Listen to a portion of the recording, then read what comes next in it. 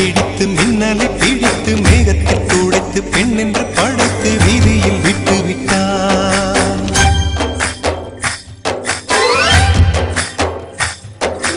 இப்படி இன்னொரு பெண்மையை படைக்க தன்னிடம் கற்பனை தீர்ந்ததை எண்ணித்தான் பிரம்மனும் மூர்ச்சையுற்றான்.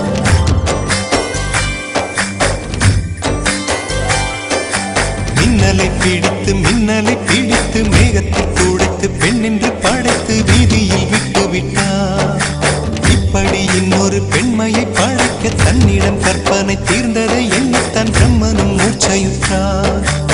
அவளின் நாசிக்குள் நுழைந்த காற்று உயிரை தடவி திரும்பும் போது மோட்சம் அடைந்து ராகங்கள் ஆகின்றதே. ஓஹோ, மழையின் துளிகள் அவளை நனைத்து மார்பு கடந்து இறங்கும் பொழுது முக்தி அடைந்து முத்துக்கள் ஆகின்றதே. மின்னலை பிடித்து மேகத்தில் துடைத்து பெண் என்று படைத்து வீதியில் விட்டு விட்டார்.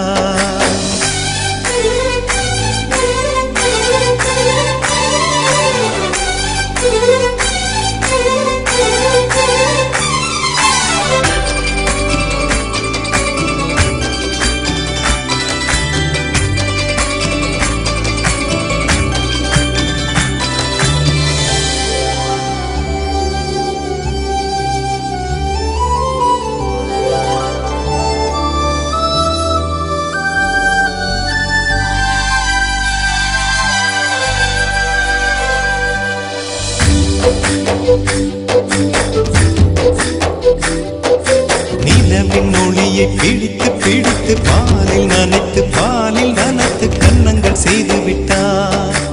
உலக மலர்கள் பறித்து இரண்டு பந்துகள் அமைத்து பெண்ணை சமைத்து விட்டார். அழகு என்பது ஆண்பாலா பெண்பாலா என்பதில் எனக்கு சந்தேகம் தீர்ந்தது. அழகு என்பது நிச்சயம் பெண்பாலடா. கவிதை என்பது மொழியின் வடிவம் என்றொரு கருத்தும் இன்று உடைந்தது. கவிதை என்பது கன்னி வடிவமடா. மின்னலை பிடித்து மேகத்தில் துடைத்து பெண் என்று படைத்து வீதியில் விட்டு விட்டார்.